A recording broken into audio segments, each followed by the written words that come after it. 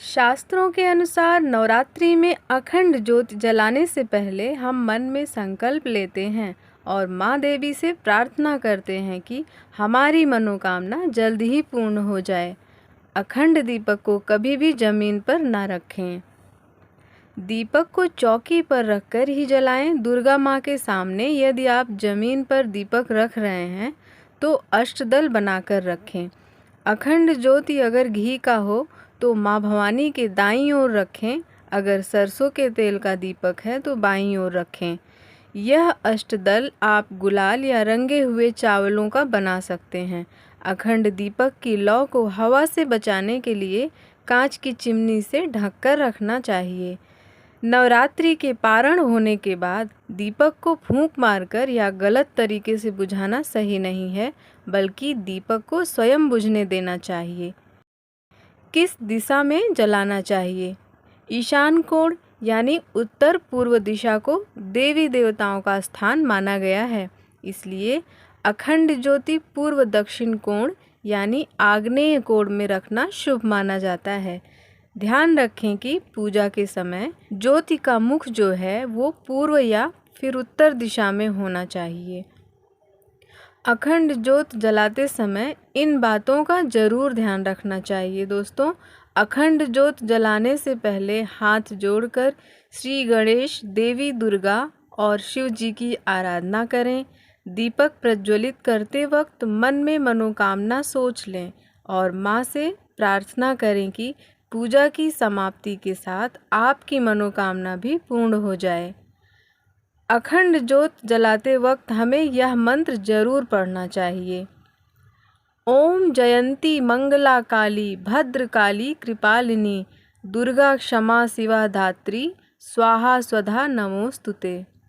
दूसरा मंत्र आपको ये बोलना है कि शुभम करोति कल्याणम आरोग्यम धन संपदा शत्रु बुद्धि विनाशाय दीपकाय नमोस्तुते। अखंड ज्योति जलाने के शुभ नियम।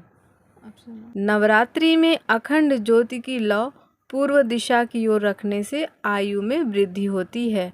दीपक की लौ पश्चिम दिशा की ओर रखने से दुख बढ़ता है।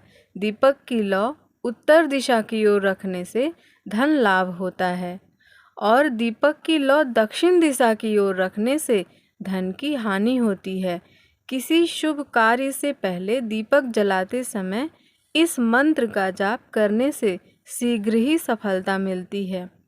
अगर अखंड ज्योति बिना किसी कारण के स्वयं बुझ जाए तो आर्थिक तंगी आने की संभावना रहती है। मिट्टी के दीपक में अखंड ज्योति जलाना बहुत ही शुभ माना गया है। अखंड ज्योत की बाती कैसे जलाएं, कैसे होनी चाहिए? तो अखंड ज्योत की बाती के बारे में ऐसी जानकारी है कि इसका विशेष महत्व है। यह बाती रक्षा सूत्र यानी कलावा से बनाई जाती है। सवा हाथ का रक्षा सूत्र लेकर उसे बाती की तरह दीपक के बीचों बीच रखना है। दीपक जलते जलते यानी अखंड ज्योत कभी कभी ऐसे हो जाती है कि उसकी बाती ऊपर खींचना पड़ता है, जिससे वह हमेशा जलते रहे, बुझने ना पाए।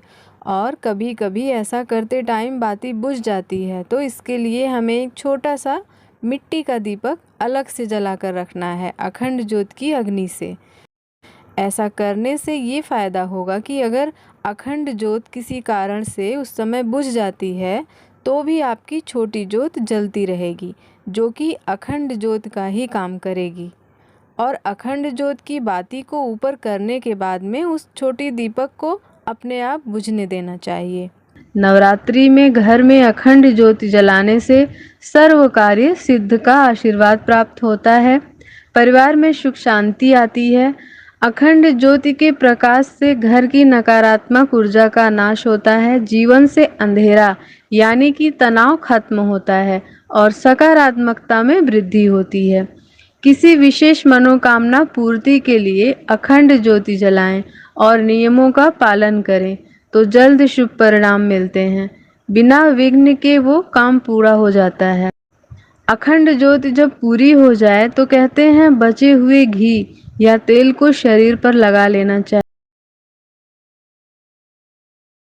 वीडियो पसंद आया है तो लाइक करें, चैनल को सब्सक्राइब करें।